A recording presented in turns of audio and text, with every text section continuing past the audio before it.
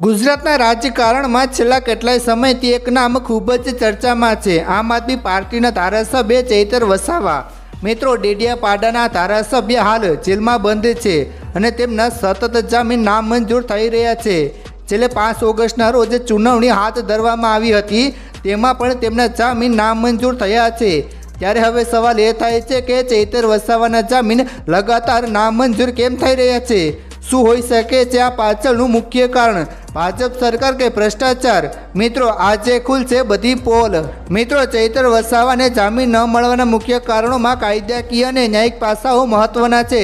કોર્ટમાં સરકારી પક્ષ દ્વારા રજૂ કરવામાં આવેલી દલીલો અને પુરાવાઓ આ નિર્ણયમાં મુખ્ય ભૂમિકા ભજવે છે।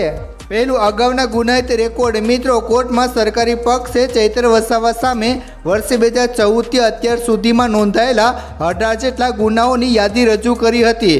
જોકે તેમના વકીલ દ્વારા દલીલ કરવામાં આવી હતી કે તેમાંથી મોટાભાગના કેસોમાં તેઓ નિર્દોષ જાહેર થઈ ચૂક્યા છે, પરંતુ કોર્ટે આ મામલે સ્પષ્ટ ચુકાદાની નકલ રજૂ ન થવાનો મુદ્દો નોંધ્યો હતો।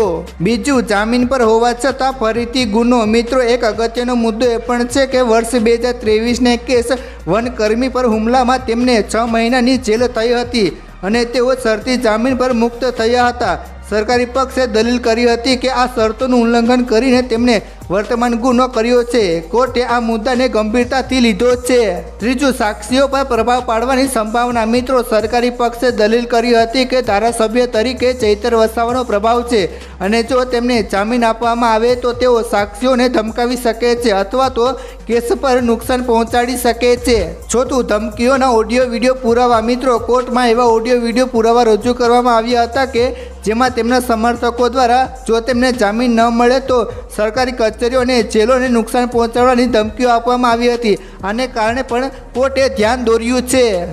લગાતાર જામીન નામંજૂર થવાથી શું તેમને લાંબી જેલ થશે? મિત્રો, આ પ્રશ્નનો ચોક્કસ જવાબ આપવો મુશ્કેલ છે, કારણ કે તે કોર્ટના અંતિમ નિર્ણય પર આધાર રાખે છે। કોર્ટ કેસની સુનાવણી દરમિયાન રજૂ થયેલા પુરાવા, કાયદેકીય દલીલો અને જ્યુડિશિયલ પ્રક્રિયા પર બધું નિર્ભર રાખે છે। હાલમાં ગુજરાત કોર્ટે તેમની જામીન અરજી પર સુનાવણી લંબાવી છે। જ્યાં સુધી હાઈકોર્ટ કે સુપ્રીમ કોર્ટ દ્વારા તેમને જામીન આપવામાં ન આવે ત્યાં સુધી તેમને જેલમાં જ રહેવું પડશે। જો કે આ કેસ ચાલે અને દોષિત ઠરે તો સજાની મુદત વધારી પણ શકાય છે। જો કે કાનૂની પ્રક્રિયા ચાલુ હોવાથી આ તબક્કે ભવિષ્યની સજા કે તેના વિશે શું થશે તે અનુમાન ન લગાવી શકાય। આ કાનૂની લડાઈની સાથે સાથે તેઓ રાજકીય અર્થ પણ સમજાવવો જરૂરી છે કે ચૈતર વસાવા આમ આદમી પાર્ટીના એક મજબૂત આદિવાસી નેતા છે। તેમની જેલમાં રહેવાથી પાર્ટીને કેટલું નુકસાન થઈ શકે છે અને આ મામલો આગામી ચૂંટણીઓમાં કેવા પરિણામો પણ લાવશે તેવા પણ સવાલો થઈ રહ્યા છે। મિત્રો, તમે આ બાબતે શું કહેવા માંગો છો? નીચે કમેન્ટ જરૂર કરજો।